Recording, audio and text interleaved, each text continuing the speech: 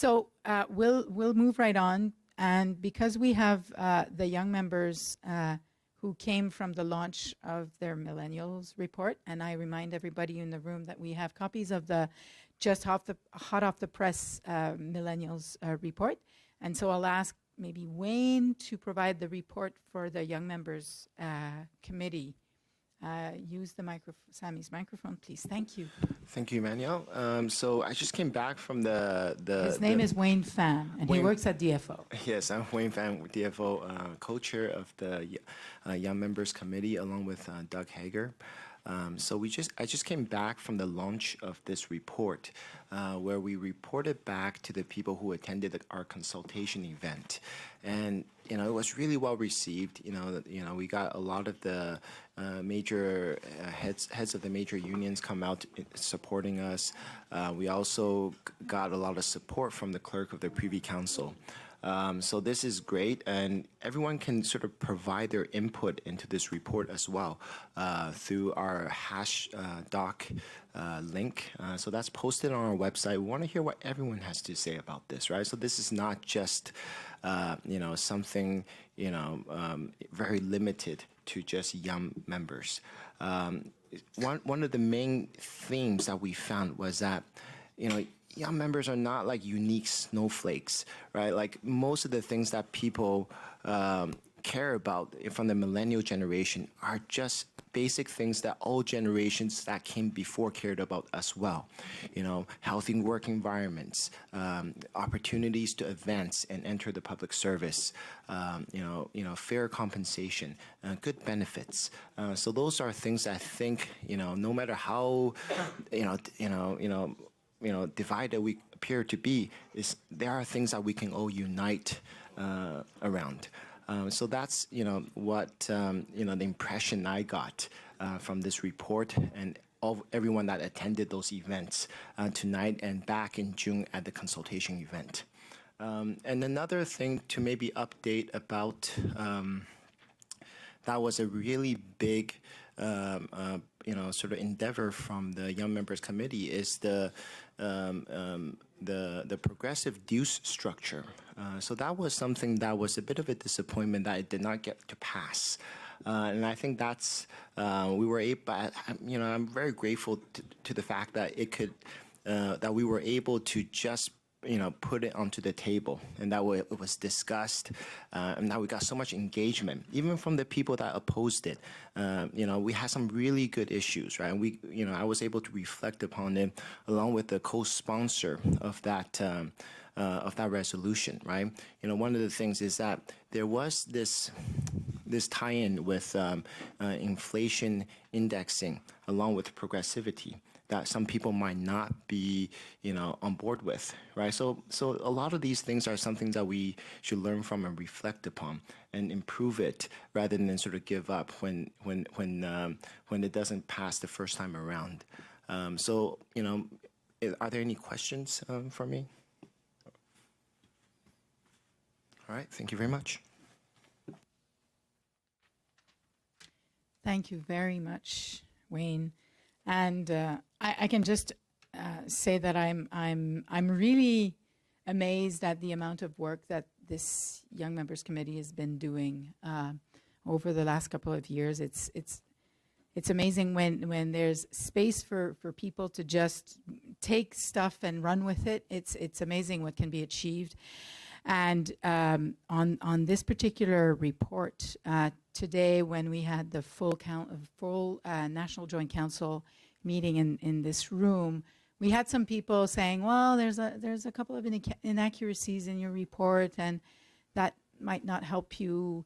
But most people around the table were saying, like, okay, forget about the inaccuracies. What's important is that you took something, you ran with it, and you're coming boldly to us, to both the employer side and the union side, saying, guys, wake up, there's an issue here, and we should all sit together and try to resolve it.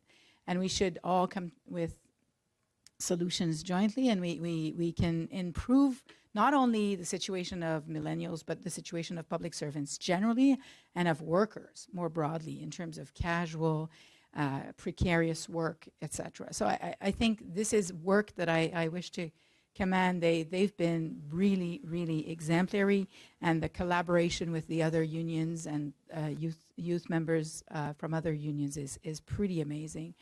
And both Robin Benson from PSAC and Debbie Davio were telling me, like, oh, these young guys are and not maternalistically, but we're saying, wow, like they're impressive, they're very impressive, and it's great to see that. On a de la relève. On a des I have a lot of new blood. We have new members who are quite capable of taking files and running with them. That's very encouraging, very heartening. This is something that I really believe in. I think we have to allow people space for expression. I'd also like to give the floor to Neil Byrne, who's the chair of the Education Committee, and the Education Committee has also taken the space it needed and that they were given to develop something which is a great source of inspiration to us all, and which will be a springboard for future fantastic projects. Thanks very much, Emmanuel. I'd just like to speak briefly to this report, given that it's already 8 o'clock. In 2015. We're about 8 members, and one of the major initiatives that we've been working on for the past year is the Reignite Learning Series. Some of you may have heard of it. Essentially, the objective of the Reignite Learning Series is to make us more effective labor activists and more effective members of the labor movement more broadly, and also to connect the struggles that we experience in the public sector in terms of anti-union legislation or policies with some of the broader struggles that others are experiencing in the private sector, cuts that other groups are experiencing more broadly in civil society, and so on. So we've covered a number of different topics this past year, and I won't go through all of them, but just to give you a sense of the kinds of things that we've been looking at. The most recent presentation, we had somebody from the Council of Canadians talk to us about climate justice and green jobs and the relevance of that to the public sector. We had somebody from the Canadian Labour Congress come this summer to talk to us about our place, as in CAPE's place in the broader labour movement. We had a speaker from the Canadian Union of Public Employees talk to us about how we can improve pensions for all workers. And we also had somebody from the Canadian Centre for Policy Alternatives talk about an alternative budget. So it was a critique of the federal budget and what a more progressive budget might look like. It was a fairly friendly critique. So these are some of the topics that we've been looking at. We're going to be organizing a series for the year to come. Another key point to mention about this is that this is really an inter-union initiative. So it's hosted in conjunction with the Public Service Alliance of Canada, PSAC, which I think is quite important to mention, just in the sense that there aren't many examples of this kind of initiative taking place. And we've really recognized that to be able to have a significant voice and to sort of amplify arguments and so on, that we need to do that across unions. One of the other initiatives that we're looking at for the next year is launching a bit of a blog series to explore different policy approaches and concepts, and whether or not they make us more effective at our job, and whether they help us address key policy issues that we face in Canada. So we've all heard concepts like deliverology and crowdsourcing, big data and behavioral insights and all these kinds of things. So we're going to sort of look at those policy issues and whether or not they really speak and enable us to address some of the key issues like growing inequality, climate change, social inclusion, and some of those things. So that's sort of in a nutshell what we've been working on over the past year. We'd encourage individuals who are interested, members who are interested in becoming involved, to come out to one of our Education Committee meetings. I think we can do a lot more, but we need people who are involved and able to sort of take on initiatives. Thank you. Merci beaucoup, Neil. Thanks very much, Neil. And I think I'll pass the buck to Doran Petriou, who is the chair of the Constitution and Bylaws Committee. Hello. It's a puck now, eh? All right, so I'm going to try to have the briefest update. Constitution and bylaws, we had submitted a roadmap to do a whole constitutional review about a year ago. this last year did not exactly go as planned, and the NEC has been distracted. So as a result, what we're doing is we are still following up on the plan, but we're no longer aiming to necessarily have a complete constitutional revamp ready for voting by next fall. Instead, we're going to continue to engage members and reach out to people who are interested in the constitutional bylaws in locals and outside of Ottawa as well, with the help of some consultants. We have a budget for that. And engage with them on the issues of CAPE governance. And we have sort of like a high-level view of how should CAPE governance be reviewed and revised. In the meantime, we do know that we have technical problems in constitutional bylaws that deal with some of the provisions in there. And namely, it has to do with like a certain pesky bylaw number 5 that, let's just say, has led to issues on how it's being used and possibly misused, as well as sort of provisions in the Constitution that probably don't follow things like natural justice.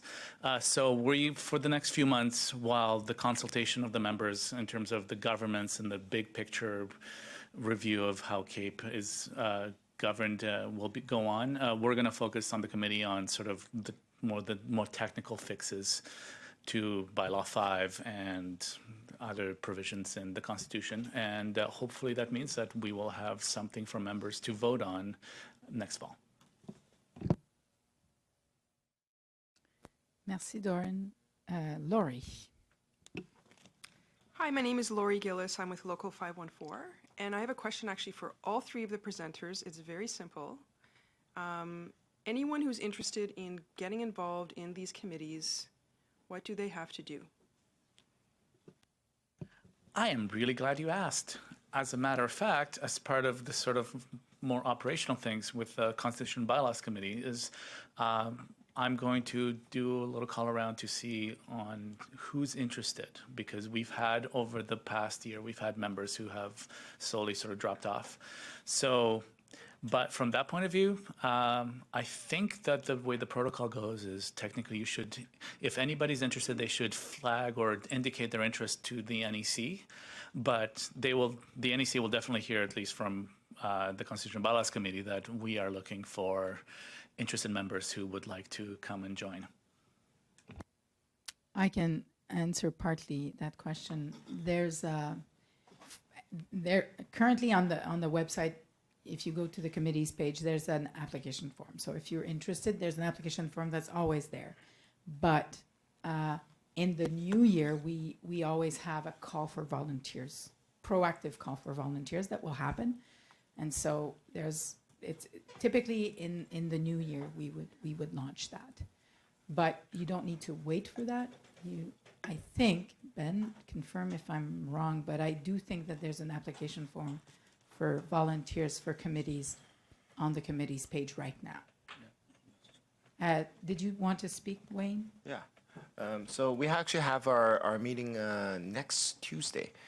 So drop by the meeting. You don't have to be, I think it's a big misconception, like Young Members Committee, it's exclusively for, certain age brackets. A lot of people just drop by just to hear what's going on. What are some of the issues that are facing, the youth in the public service? And we need as much young members to come out as allies who support youth issues. So I know, just a quick glance, I've seen a lot of people who've dropped by and lent their support despite not being, self-identified young members, right? So we need, support from all types and people to actually participate, to shape those discussions. Yeah, so just next week, I think it starts at 5:30. I'm pretty sure it's at 5:30. I have to double check the website. It's there. And we're going to have a presentation from the Internship Association of Canada. So they're going to talk about like issues with unpaid internships and stuff like that, which we actually have in the federal public service. I kid you not. Not just, so the signature one that we've been notified about our unpaid internship in these very prestigious positions in our embassies across the world. So the most recent one that got shut down was from the embassy in Washington, D.C. And we've since talked to a lot of other young people who said that, yeah, this happened actually in Ottawa. They had to sort of volunteer for a job at CIC, and they had to, work unpaid for an internship in Latin America for a Canadian embassy. So these are things that are happening. So being involved, being informed, I think you'll be very surprised to see the kind of work we do. Thank you, Wayne. I support you, and I'm an older person. Okay, Mobilization Committee. Jessica. Thanks. So the Mobilization Committee, is the full name of it is the Mobilization and Job Action Committee, was formed in late 2014, or I guess late summer 2014, when it became clear that the previous government was going to remove the ability of public service unions, federal public service unions, to be able to choose binding arbitration instead of a conciliation/strike mode of collective bargaining. And essentially, CAPE had always and has always chosen binding arbitration, but that was no longer going to be possible. And what that meant was that we were going to have to start talking to members about mobilization. And there had been previously people in the union that wanted to see the union go towards a mobilization model, a progressive union model. But this really just basically made it clear that there was no choice at that point.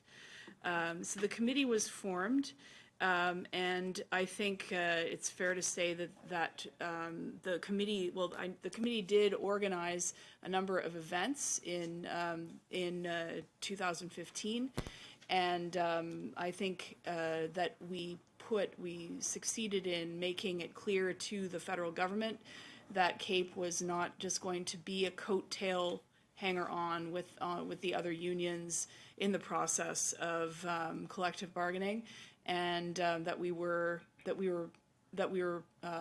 full participants in the public sector union movement, and the committee also conceives itself, in the terms of reference, go beyond simply mobilization in support of collective bargaining, but that is the main focus. So that was in 2014 to the present. In 2015, as you know, we changed governments, and I think we had an impact as part of the public sector union movement on the federal election. The federal election happened, and after we saw the impact of having a new government, that there was a shift in the expectations of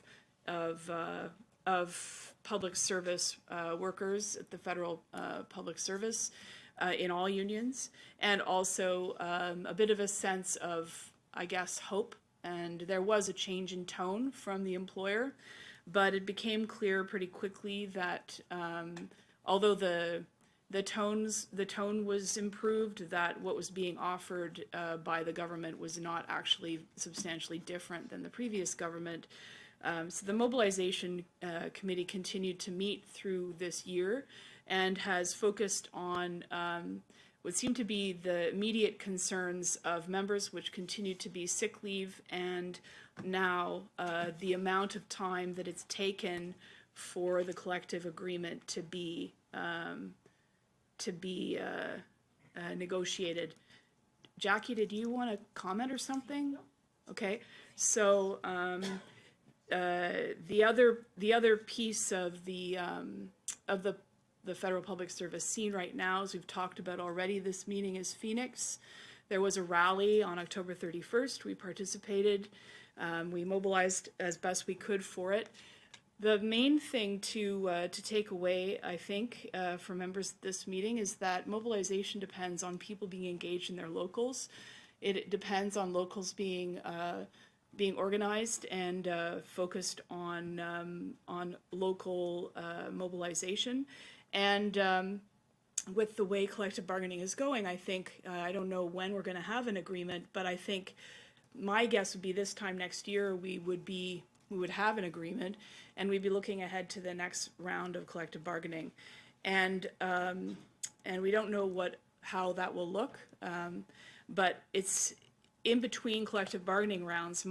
Mobilization is about creating the foundation for supporting collective bargaining in the next round, and that means thinking more broadly, thinking outside collective bargaining, looking to community issues and solidarity, supporting and encouraging participation in support for other public sector union issues, and other community issues like the fight for a minimum wage of $15 and that sort of thing. So currently what we're asking the National Executive for is to change the name of the committee from Mobilization and Job Action to just Mobilization. The focus would still primarily be on support for collective bargaining, but it would also include and explicitly include broader issues. And that's because we know that the cornerstone of a progressive public service union is member engagement and mobilization, and outreach in a way that can shift public opinion, that can show society outside of our own membership that the union is about more than simply defending the narrow interests of itself, but is about defending its members and more broadly good quality public services and healthcare and social inclusion for everyone. I just want to make sure I haven't missed anything. Yeah, so the foundation really is, if you are interested in getting involved, I would encourage you to get involved in any of the committees. We are also always looking for new members, but it's also really important that people get involved in their locals. So between collective bargaining, it's about building locals, recruitment of RANs. It's that sort of nuts and bolts stuff that really is sort of the backbone of a well-organized public service union. So that's basically what I have to say, and I think that the task force idea is a really good one. I mean, I'm the one that came up with it, but some people did support it. But I do think that it's true that that the union should be more proactive about sharing information, and that we should have service standards for labor relations and the rest of it. But it's also true that we need a way for members to be involved if they want to be involved in how we're responding to Phoenix, and that a task force could be an outlet for that. So I'm going to bring that idea to the Mobilization Committee and to the National Executive. And if anybody is interested in finding out how that's going, just let me know. But before you leave the meeting, and we can stay in touch about it. Merci, Jessica. Thank you, Jessica. Communications, a bit of an update on communications. Maximiliano Bonito, who is the chair of this committee, is out of the country right now. So, Pierre, can you provide une petite mise à jour de la part du comité des communications, s'il vous plaît? A little update from the communications committee. So, greetings from Maximiliano. We started working on the branding on our website, but we informed the members mostly on the petition and the complaints, and to denounce the things that were the false things that were going on. And we are also dealing with collective bargaining. We had a review on the priorities from our members, so this will orient our priorities. And now for the social media, we are more present on Facebook and Twitter, and we're trying to get in touch with other social media where our members are. Blog and podcast from CAPE should come back on in 2017. And among our communication organization, we have meetings with MPs with two objectives: the debate on the future of the Translation Bureau, and also the professional activities, which is being presented to a number of ministers. Thank you very much. Négociation collective. I know that some of you want to hear about the collective bargaining, and we have also to present the financial statements. So what I'll do a short presentation on collective bargaining, but I won't take any questions now. If you have urgent questions, you want an answer from me, please write it down, give them to me, and if you can't stay until after the financial statements presentation, to give them in writing, and I'll send an answer to you, or we'll have a public answer. Because there was a request for it, and we were at the EC bargaining table last week, and it might be worthwhile. There was a very brief update sent to members about what happened last week, but you might want to hear a bit more what this was about, because the communication was pretty short and undetailed. In the lead up to the meeting of the EC bargaining table with the employer last week, we had been kind of led to believe that Treasury Board had something ready for us, and that something would be appealing to our members. And we were led to believe that this included both kind of elements that were part of our priorities, as well as a decent economic increase offer.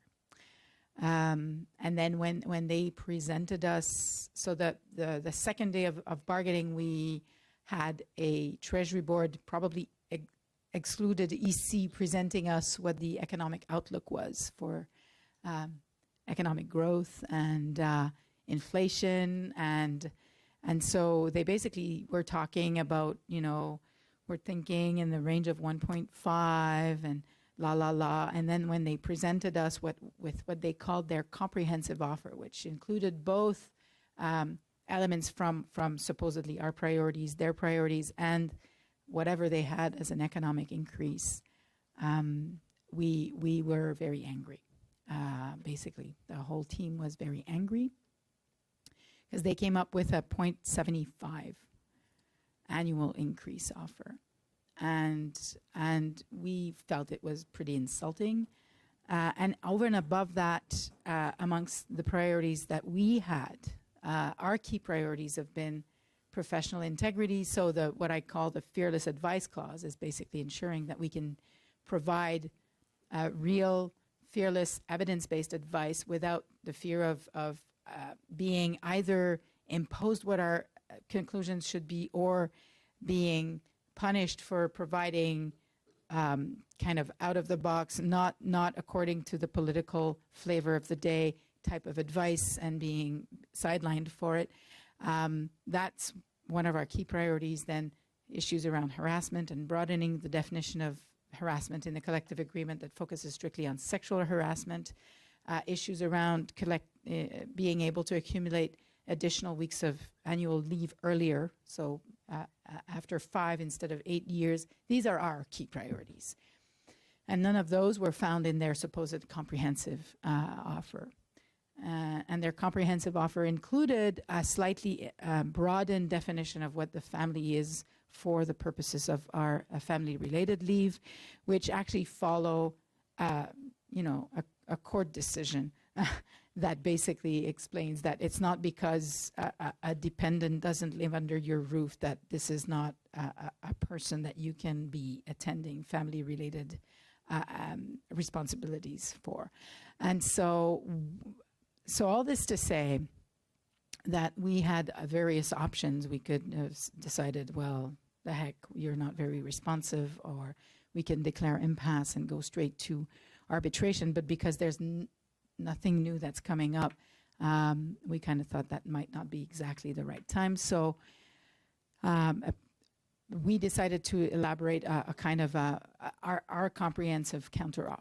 And so that's what we did, but we made it time limited. So the time limit is tomorrow, COB. So if the employer doesn't come back to us with serious stuff or consideration or interest in actually discussing what's on the table, we'll have to think about what we do next, and so we'll have to collect our thoughts and agree on what next. I just want to talk a bit to what Jessica was talking about, and I think many members have always thought that we always are better off choosing to go to arbitration, basically allowing a third party to decide whatever will be our contract, rather than being in the position of having to strike to get stuff. And I think one of the key aspects that people are not necessarily paying attention to is the fact that when you actually decide and say what I want is arbitration, what you're saying is what I want is I want to sign a blank check to my bargaining team because I will not have access to any information about anything that is happening at the table while the process is ongoing until the very end, when an arbitral award or if there is a tentative agreement at the table, then I will know about it and then I will vote on it. But between the moment when I provide my input into a survey of sorts and the time when I get to either vote on a tentative agreement or be imposed an arbitral award, that I will not be basically allowed to get any information about what's going on at the bargaining table. That's how arbitration works, and that's what we were being told at the time when I was saying we should have more member-driven type of bargaining. Well, actually, when you go to arbitration, there's no exchange of information between the bargaining process and the membership. So, and that's the kind of thing that members are not very aware of when deciding on which route to go, whether to go the conciliation strike or the arbitration way. And the other thing is there's never going to be any specific gains except potentially financial if you're really strong, like we did in the last round of being able to get an extra increment because we had a very solid salary package. But other than that, in terms of any normative gains, there's nothing that can be gained through arbitration. And that can be very fine for ACs or for TRs. But that's things that we should all be walking into with our eyes wide open when we choose which route we're going to exit any kind of impasse at the bargaining table.